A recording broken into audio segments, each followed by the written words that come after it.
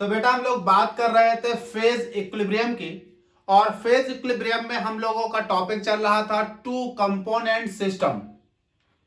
To component system की अगर हम बात करें तो टू कंपोनेंट सिस्टम में यहां पर दो बहुत ही इंपॉर्टेंट टर्म इस्तेमाल होते हैं। एक होता है कॉन्ग्रुवेंट मेल्टिंग पॉइंट और दूसरा होता है इनकॉन्ग्रुवेंट मेल्टिंग पॉइंट। दोनों बहुत ही इंपॉर्टेंट टर्म हैं और दोनों टर्म समझने के बाद हम लोग और दो टू कंपोनेंट सिस्टम की स्टडी करेंगे। एक हम लोग पढ़ेंगे NaCl वाटर सिस्टम और दूसरा हम लोग पढ़ेंगे MgZn सिस्टम।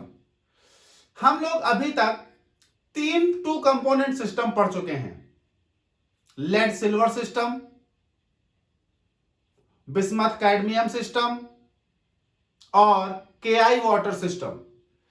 इन तीनों में हमें कहीं पर भी कॉन्ग्रुएंट या इनकॉन्ग्रुएंट मेल्टिंग पॉइंट की आवश्यकता नहीं पड़ी थी। इसके बाद जो हम पढ़ने वाले हैं उसमें कॉन्ग्रुएंट और इनकॉन्ग्रुएंट मेल्टिंग पॉइंट के टर्म को समझने की आवश्यकता पड़ेगी।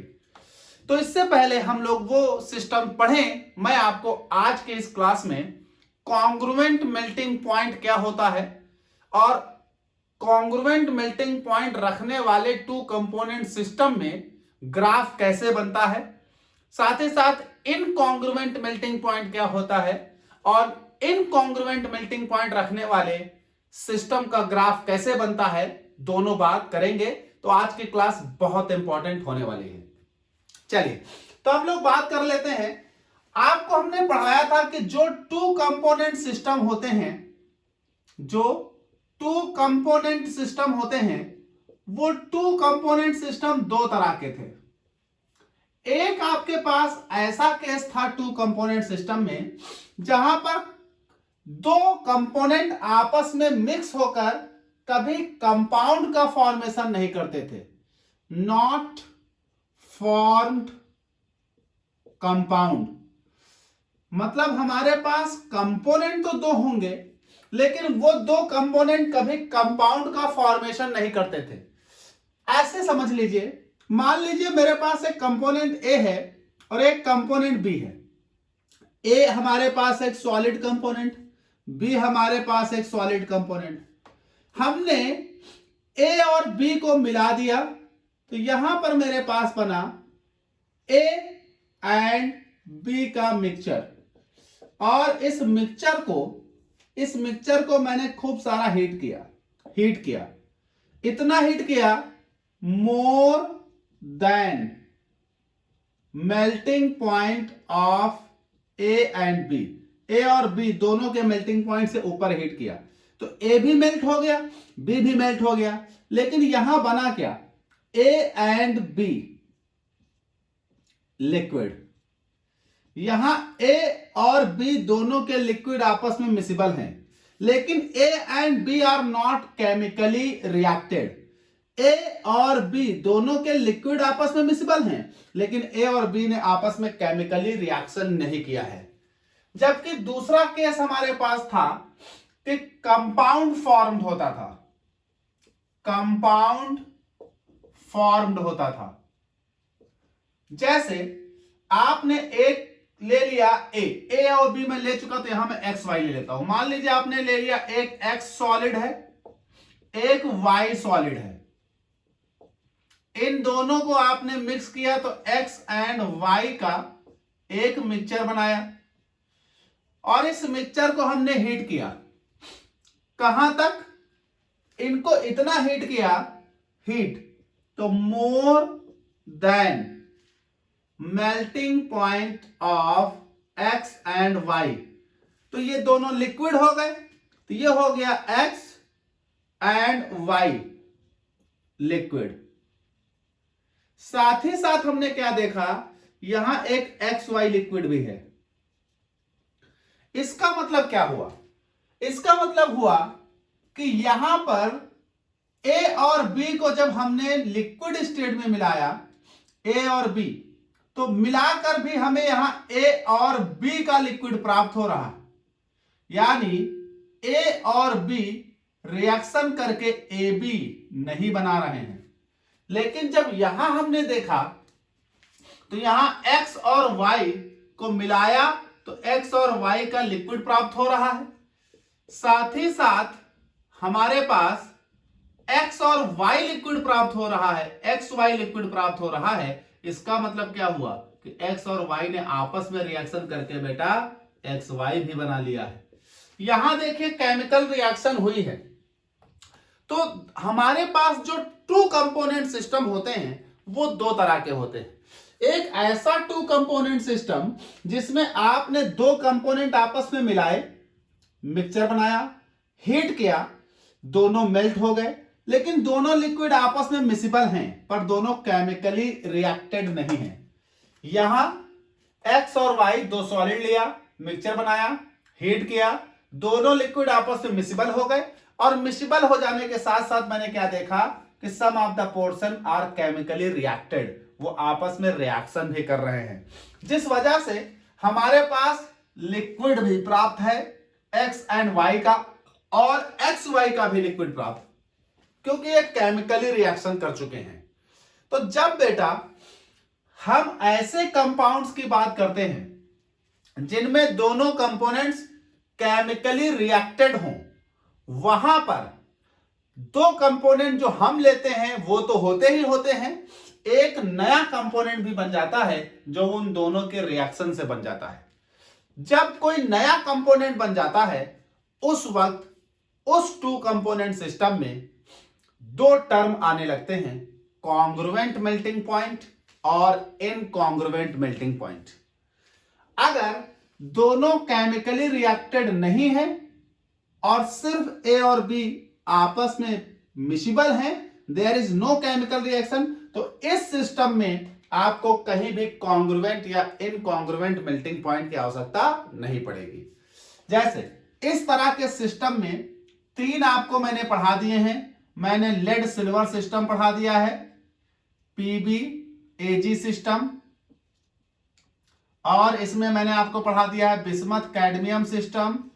इस वाली कैटेगरी मैंने आपको पढ़ा दिया केआई वाटर सिस्टम। इस वाली कैटेगरी में जब हम आते हैं तो यहां हमें दो पढ़ना है, एक ZnMg और दूसरा पढ़ना है NaCl वाटर। ZnMg जो है वो कॉन्ग्रुएंट मेल्टिंग पॉइंट का एग्जांपल है और NaClH2 ये इनकॉन्ग्रुएंट मेल्टिंग पॉइंट का एग्जांपल है। तो हमारे पास ऐसे कंपाउंड जो केमिकल रिएक्शन कर लेते हों, ऐसे कंपोनेंट जो आपस में केमिकल रिएक्शन कर लेते हों लिक्विड स्टेट में, उन कंपाउंड्स में हम कॉन्ग्रुएंट और इनकॉन्ग्रुएंट मेल्टिंग पॉइंट के टर्म्स को पहले समझेंगे और इनके ग्राफ कैसे बनते हैं पहले इसको समझेंगे, फिर बात करेंगे हम लोग इन दोनों कंपोनेंट्स की। तो हम लोग बात करते हैं सबसे पहली बात, कॉन्ग्रुएंट मेल्टिंग पॉइंट क्या होता है और कॉन्ग्रुएंट मेल्टिंग पॉइंट का डायग्राम कैसे बनेगा। तो मैं रफ करता हूं, बात करता हूं कॉन्ग्रुएंट मेल्टिंग पॉइंट क्या होता है।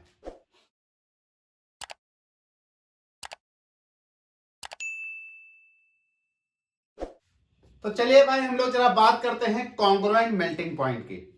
मान लेता हूं मेरे पास एक टू कंपोनेंट सिस्टम है AB। तो ये एक कंपोनेंट मेरे पास हो गया बेटा A और एक कंपोनेंट मेरे पास हो गया B।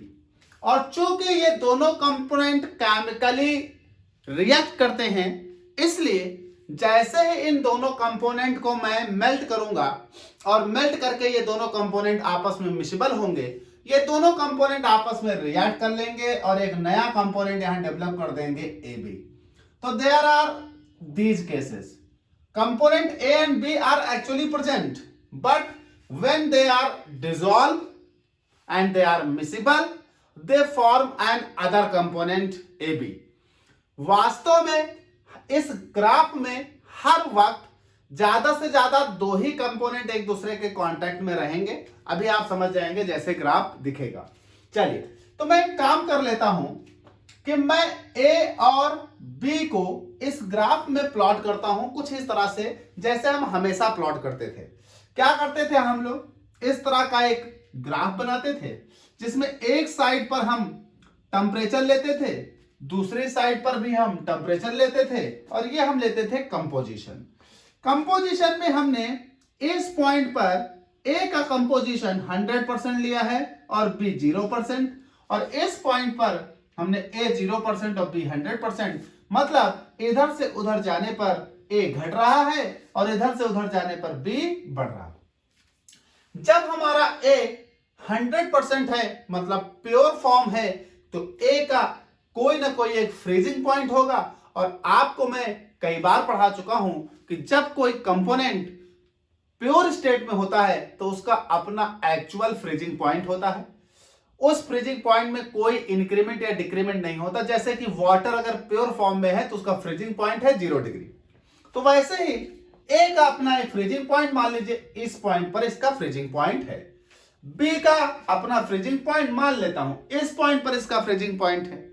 साथ ही साथ हमने आपको पढ़ाया है कि जब हमारे पास किसी भी सॉल्वेंट में कोई सॉल्यूट मिला दिया जाए तो सॉल्वेंट का फ्रीजिंग पॉइंट नीचे गिर जाता है। सॉल्यूशन चैप्टर में कॉलिगेटिव प्रॉपर्टी में आपने पढ़ा था कि जब कभी भी किसी सॉल्वेंट में कोई सॉल्यूट मिला दिया जाए तो सॉल्वेंट का फ्रीजिंग पॉइंट नीचे गिरता है, जिसे हम कहते थे डिप्रेशन ऑफ फ्रीजिंग पॉइंट। तो फ्रीजिंग पॉइंट डिप्रेशन कहते थे, फ्रीजिंग पॉइंट नीचे गिरता था, और जैसे जैसे आप सॉल्यूट मिलाते जाओ फ्रीजिंग पॉइंट नीचे गिरता जाता है। ठीक है भाई, तो अब मैं एक काम करता हूं, मान लेता हूं ए हमारे पास 100% और बी मेरे पास 0%, तो कौन सा केस अप्लाई होगा? This case. यहां पर हम खड़े हैं, ए 100% बी 0%, तो ए मतलब प्योर फॉर्म, तो उसका अपना एक freezing point that is this. लेकिन मान लीजिए अब ए घटाकर मैंने 90% कर दिया और बी हमने बढ़ाकर 10% कर दिया, तो जैसे ही ए मैंने 90% किया और बी मैंने 10% किया, तो जो ये मिक्सचर बना, इस मिक्सचर को मैंने इतना हीट किया कि ये लिक्विड बन गया। और जब ये लिक्विड बन गया तो मान लीजिए इस पॉइंट पर हमारे पास ए 90% है और बी हमारे पास 10% है। इतना हीट किया कि ये लिक्विड बन गया। तो मान लीजिए इसको इतना हीट कर दिया कि अब ये इस टेम्परेचर पर है, यहां लिक्विड। कौन? A and B liquid. अब हम इस ए और बी लिक्विड को कूल करते हैं। कूल करते जाओगे आप, तो जैसे जैसे कूल करते जाओगे, होना क्या चाहिए था कि इस टेम्परेचर पर आकर यहां पर ए को क्या कर जाना था? फ्रीज करना था, क्योंकि ये ए का क्या था? Freezing point. लेकिन यहां अब ए फ्रीज नहीं करेगा। कैसे? ए यहां पर फ्रीज तब करता जब ए 100% होता। इस पॉइंट पर जब ए नीचे आ रहा होता तो यहां पर फ्रीज करता। यहां पर कंपोजिशन बदली हुई है। यहां पर ए बेटा 90% है और 10% क्या है? बी। यानी ए में बी मिला हुआ है, तो B behave like a solute, A behave like a solvent, और बी की प्रेजेंस के कारण ए का फ्रीजिंग पॉइंट नीचे गिरेगा। तो अब ए का फ्रीजिंग पॉइंट कुछ ना कुछ नीचे गिरेगा। मान लीजिए अब ए का फ्रीजिंग पॉइंट यहां हो गया, यानी जो ए पहले इस टेम्परेचर पर फ्रीज करता था वो अब इस टेम्परेचर पर फ्रीज करेगा। ये आपका थोड़ा नीचे गिर गया। इस टेम्परेचर पर ए क्या करने लगेगा? फ्रीज करने लगेगा। ऐसे ही जैसे जैसे आप कंपोजिशन ए की घटाते जाओगे, मान लिया 80, बी हो गया मान लो 20, ए हो गया 70, बी हो गया 30, तो जैसे जैसे आप घटाते जाओगे ए का फ्रीजिंग पॉइंट क्या होगा बेटा? गिरता जाएगा, गिरता जाएगा, गिरता जाएगा। तो पहले ए मान लो यहां फ्रीज करता था, इस कंपोजिशन पर ए यहां पर फ्रीज करेगा, इस कंपोजिशन पर मान लीजिए ए यहां फ्रीज करेगा। आपने जो पिछले 2 कंपोनेंट सिस्टम पढ़े हैं उसमें हम लोग क्या पढ़ते थे कि जैसे आप टेम्परेचर घटाते जाते थे, ए फ्रीज होता जाता था, ए फ्रीज होता जाता था, ए फ्रीज होता जाता था। एक ऐसा पॉइंट आता था, एक ऐसा टेम्परेचर आता था जिस टेम्परेचर पर पहुंचकर हमारे पास ए भी फ्रीज करने लगता था और बी भी फ्रीज करने लगता था। लेकिन यहां पर ऐसा पॉइंट नहीं आएगा। यहां थोड़ी कहानी बदली हुई है। जैसे समझो ए को जब मैं फ्रीज कर रहा हूं तो मुझे ये इस तरह का क्रम प्राप्त हो रहा है। मान लीजिए मैं यहां तक की कर्व बना लेता हूं। ये इसी तरह से जरा देखो बी के लिए भी कहानी होगी। मान लीजिए बी जब 100% था और ए 0% था, तो बी का फ्रीजिंग पॉइंट कहां था? ये हम जैसे जैसे बी का अमाउंट घटाते जाएंगे, बी का अमाउंट घटाते जाएंगे और उस बी में ए का अमाउंट बढ़ाते जाएंगे, तो भैया सेम बी का भी फ्रीजिंग पॉइंट क्या होगा? गिरता जाएगा। तो जब बी 100% था तो यहां बॉइल करता था। मान लीजिए बी आपने थोड़ा नीचे गिराया तो फ्रीजिंग पॉइंट यहां आ गया। अब यहां बी बॉइल फ्रीज कर रहा।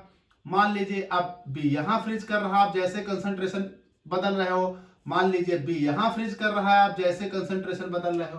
तो आप जैसे जैसे बी का अमाउंट घटा रहे हो, ए का अमाउंट बढ़ा रहे हो, तो बी का फ्रीजिंग पॉइंट क्या हो रहा है? नीचे गिर रहा है।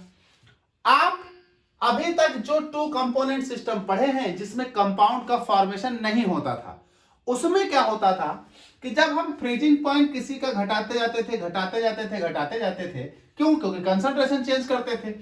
जैसे फ्रीजिंग पॉइंट घटता जाता था, घटता जाता था, घटता जाता था, क्यों? क्योंकि हम कंसंट्रेशन चेंज करते थे। ये दोनों पॉइंट एक जगह पर ऐसे एक जगह पर आके मिल जाते थे, इस तरह से एक जगह पर आके मिल जाते थे। जिस जगह आकर मिल जाते थे उसको हम बोलते थे यूटेक्टिक पॉइंट। लेकिन यहां पर क्या है कि यहां पर एक नया कंपाउंड बन रहा है, क्योंकि ए और बी आपस में केमिकली रिएक्ट कर रहे हैं और रिएक्ट करके एक नया कंपाउंड बन रहे हैं। तो इस केस में क्या होगा कि ये इस तरह से आकर एक पॉइंट पर नहीं मिलेंगे बेटा।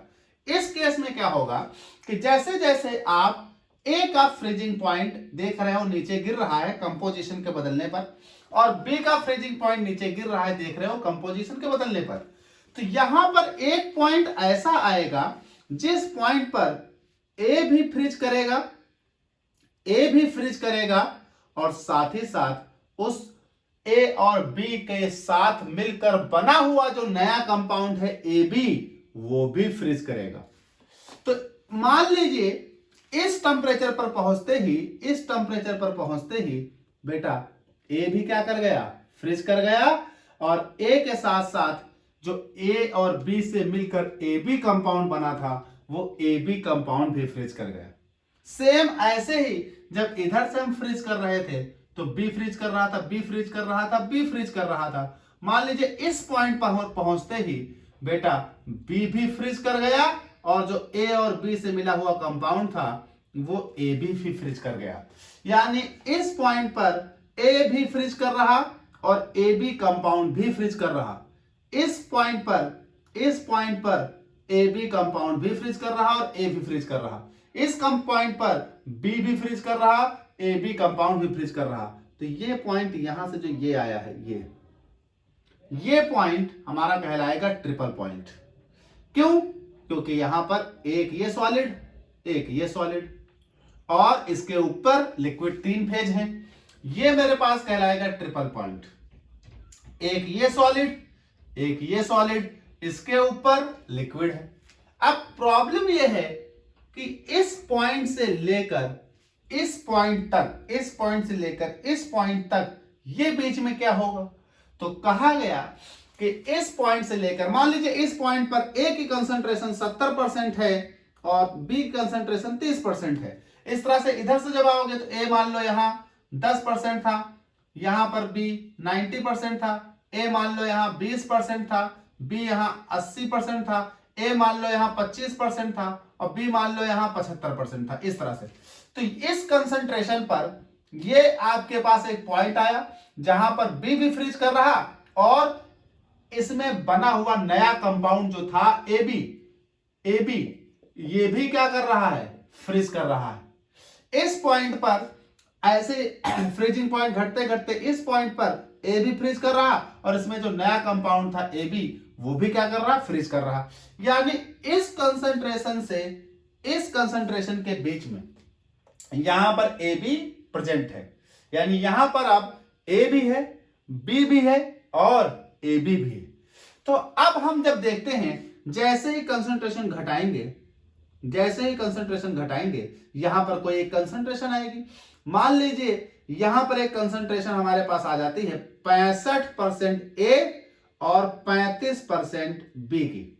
तो 65% ए और 35% बी की कंसंट्रेशन पर अगर हम इन दोनों को मिक्स करें और मिक्स करके खूब सारा हीट करें और यहां से इसका टेम्परेचर घटाते हुए लाएं, तो घटाते घटाते एक ऐसा पॉइंट आएगा जिस पॉइंट पर ए बी क्या हो जाएगा, फ्रीज कर जाएगा। ए बी फ्रीज, और वो इस ट्रिपल पॉइंट से ऊपर आएगा, फ्रीज कर जाएगा।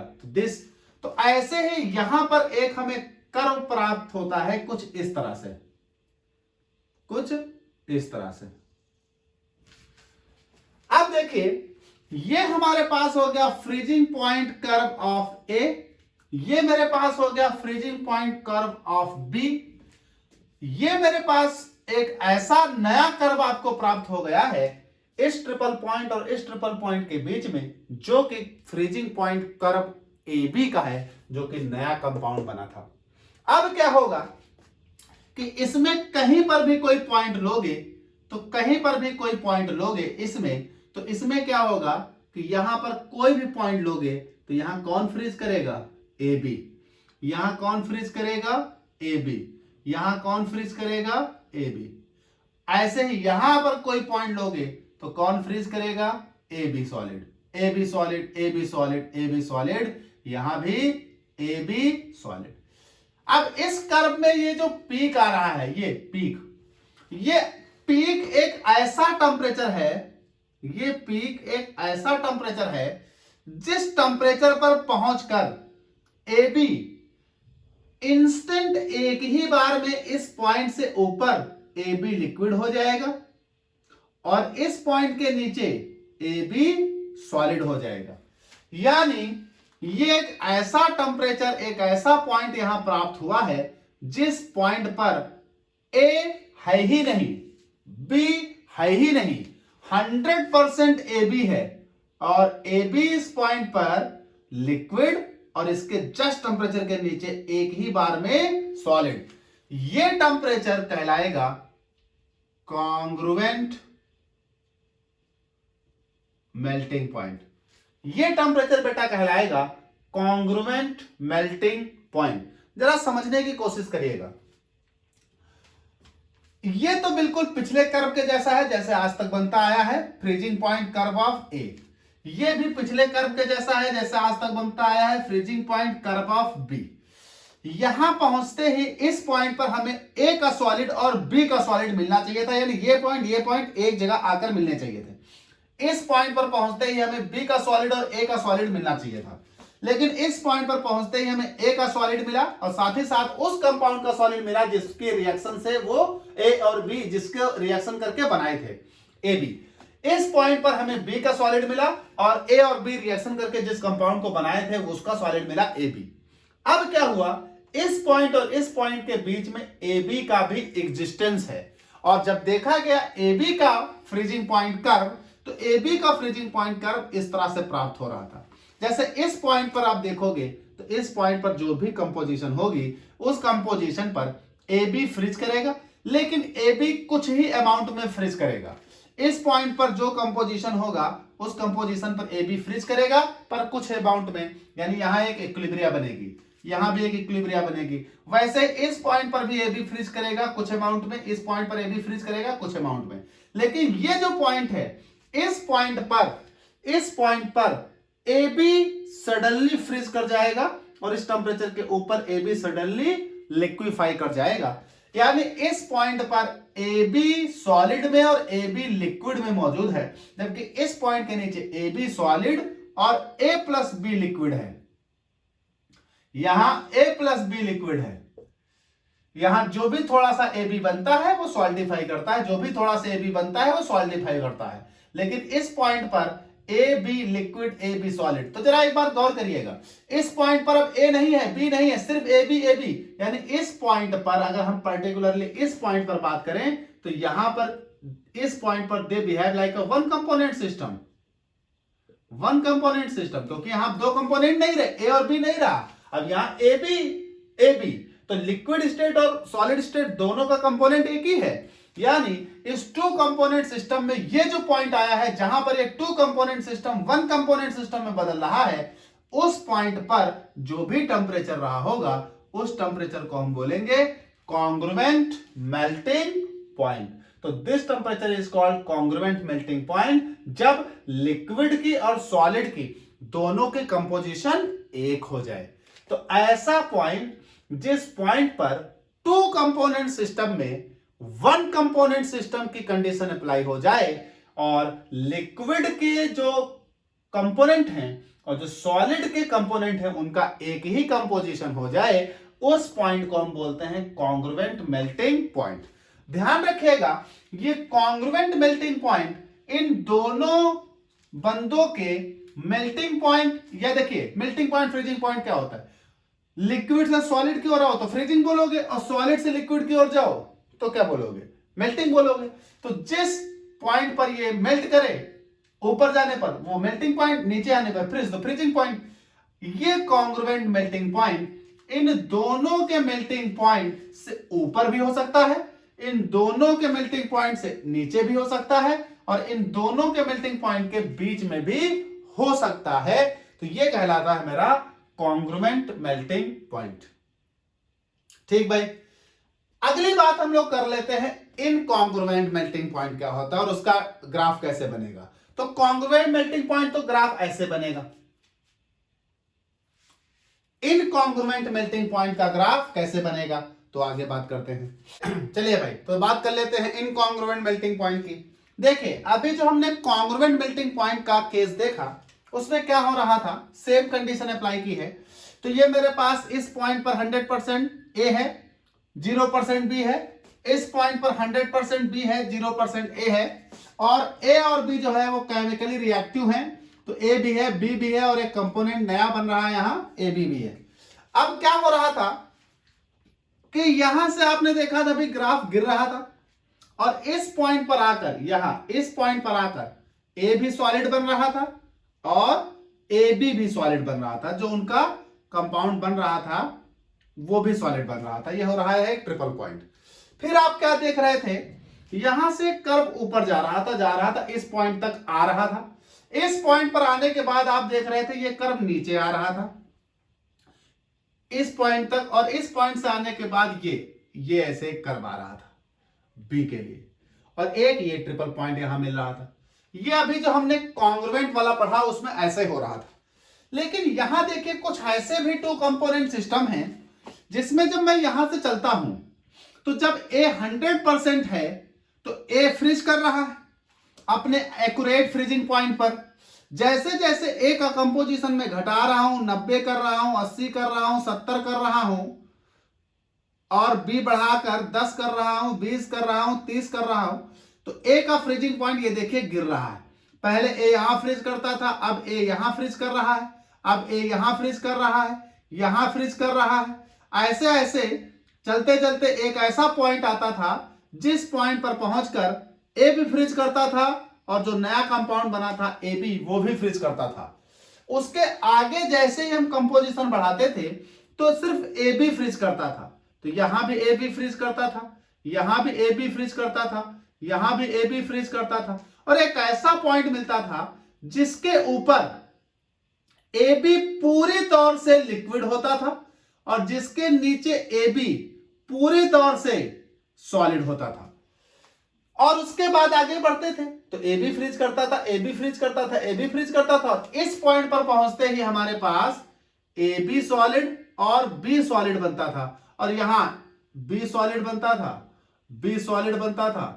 यह होता था कॉन्ग्रुएंट वाले में, और यहां क्या बनता था, ए बी सॉलिड।